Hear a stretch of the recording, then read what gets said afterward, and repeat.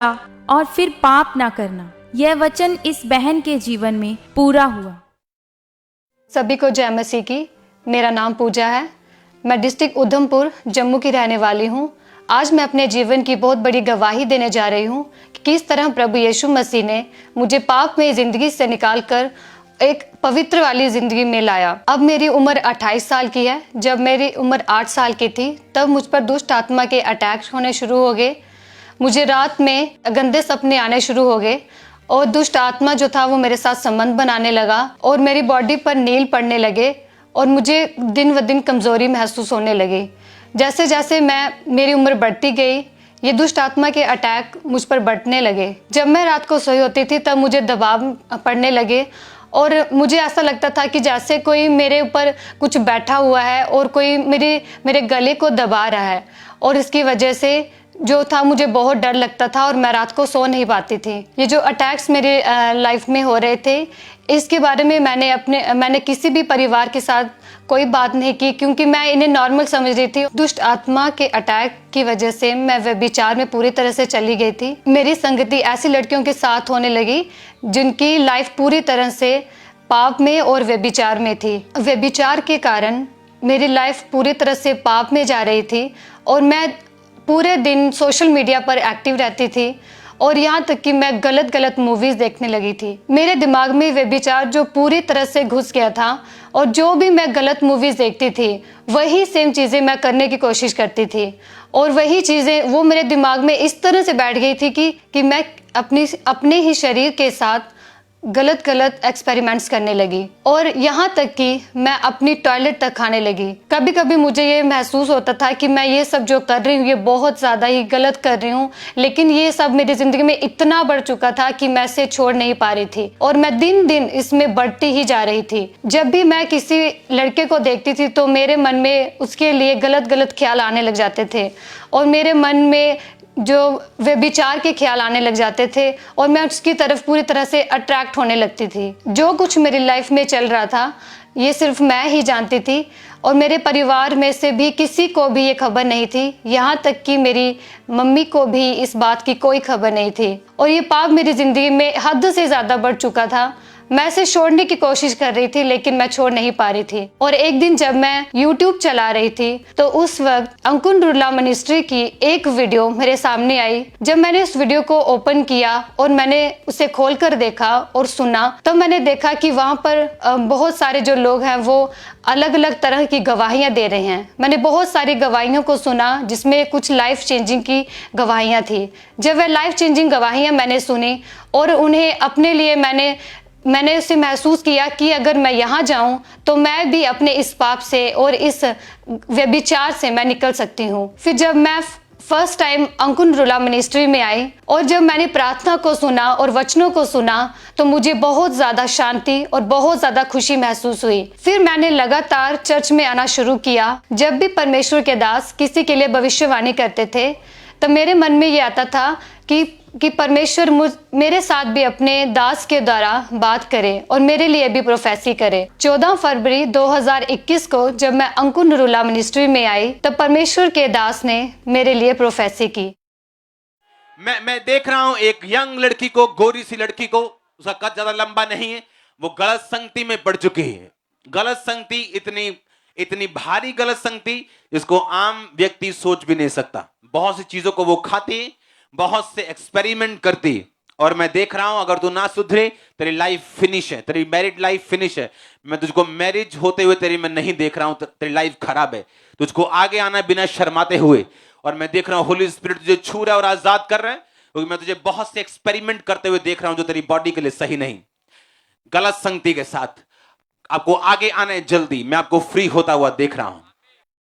जब परमेश्वर के दास ने मेरे लिए प्रोफेसी की तो मैं पूरी तरह से हैरान रह गई, क्योंकि इन बातों को किसी के भी साथ मैंने कभी शेयर नहीं किया था, ना ही कभी किसी अपने दोस्त के साथ, ना ही अपने किसी परिवार के रिश्तेदार के साथ और ना ही कभी परमेश्वर के दास के साथ बात की थी। जैसे ही मैंने इस प्रोफेसी को रिसीव किया एकदम से मैं पवित्र आत्मा से भर गई। मुझे ऐसा महसूस हुआ कि जैसे एक बहुत बड़ी आग जो है वो मेरे ऊपर आ गई है और मेरी पूरी बॉडी जो थी वो एक करंट के साथ भरने लगी। मेरा पूरा शरीर सर से लेकर पांव तक एक करंट से भर गया। उस प्रोफेसी के बाद मैं पूरी तरह से डिलीवर हूँ। उसके बाद फिर कभी भी मैंने अपने शरीर के साथ कोई एक्सपेरिमेंट नहीं किया। मैंने कोई गलत मूवीज नहीं देखी, कोई मैंने पाप नहीं किया। मेरे जो विचार थे, जो मेरी सोच थी, सब पूरी तरह से बदल चुकी है और पूरी तरह से मैं आजाद हूँ। जो शैतान ने मेरे अंदर गलत आदत डाली थी टॉयलेट खाने की, उससे भी मैं पूरी तरह से आजाद हो चुकी हूँ। अब मुझ पर कोई भी वे विचार के अटैक नहीं होते, कोई भी मुझ पर अब दुष्ट आत्मा के अटैक नहीं होते और कोई भी अब मुझे गंदे सपने नहीं आते। जितने भी लोग आज पाप में या व्यभिचार में या दुष्ट आत्मा में जकड़े हुए हैं, उनसे मैं ये कहना चाहती हूँ कि प्रभु यीशु मसीह पर आप विश्वास करें। जिस तरीके से प्रभु यीशु मसीह ने मुझे आजाद किया और मुझे पवित्र किया और मेरे सारी और सोचों को, ख्यालों को बदल दिया है, उसी तरह परमेश्वर आपको भी आजाद करेंगे।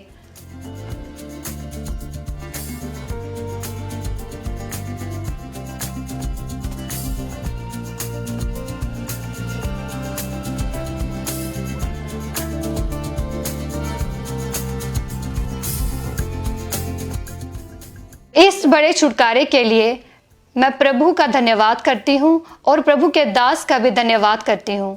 सबको जय मसीह की।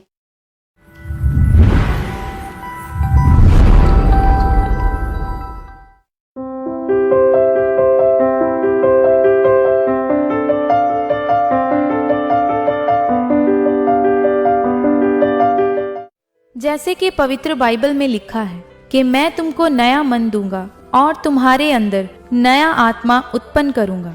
यह वचन इस भाई के जीवन में पूरा हुआ। सभी को जय मसीह की। मेरा नाम रोहित सिंह है। मैं लुधियाना का रहने वाला हूँ। मैं अपने जीवन की बहुत बड़ी गवाही देने जा रहा हूँ। अभी मेरा उम्र 30 साल है।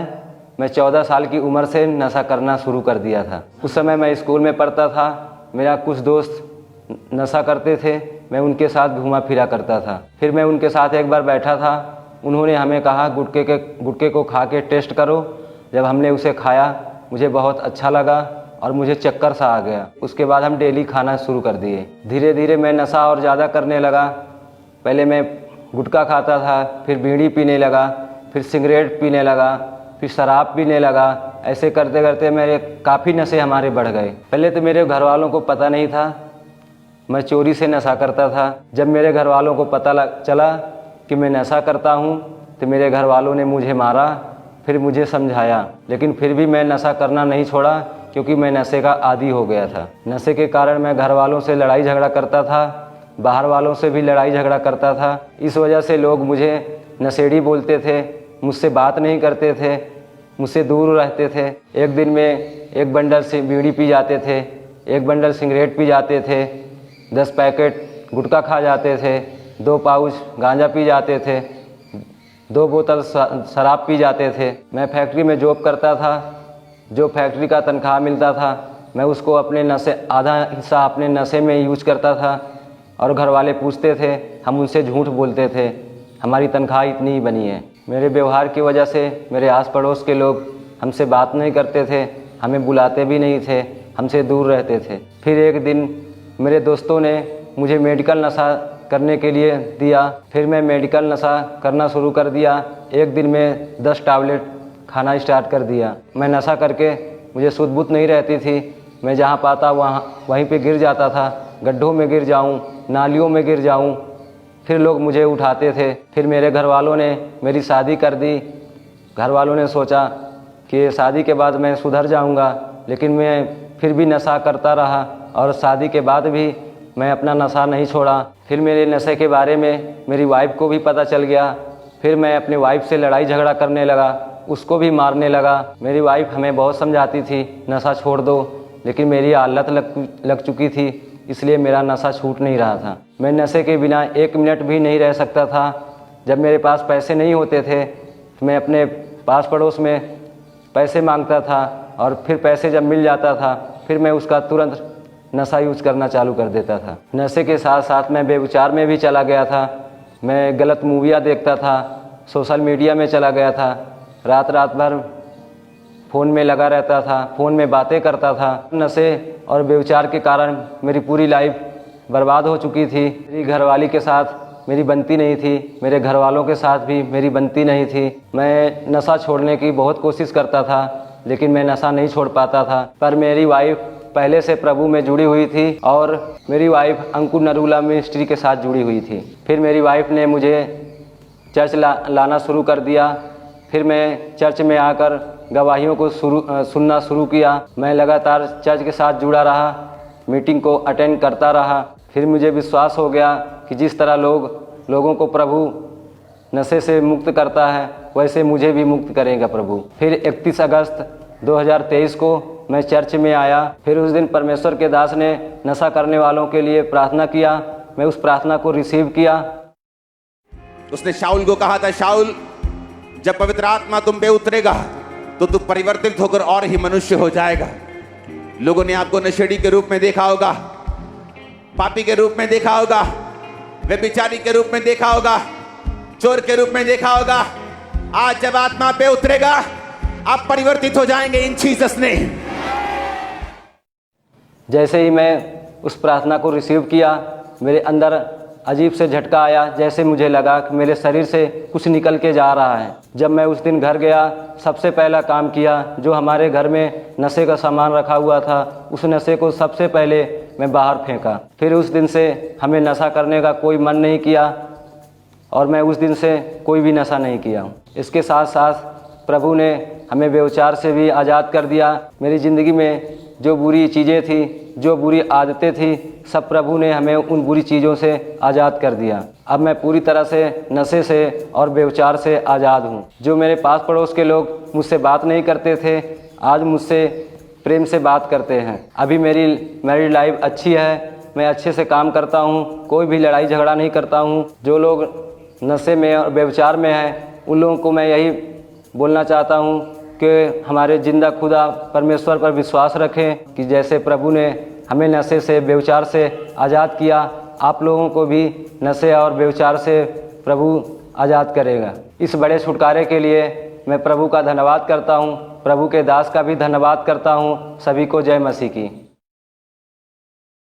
सब जोर से तालियों के साथ जोर से जीवित परमेश्वर के नाम को महिमा दें। जोर से परमेश्वर की तारीफ करें, उसकी प्रेजेंस के लिए, उसकी हजूरी के लिए।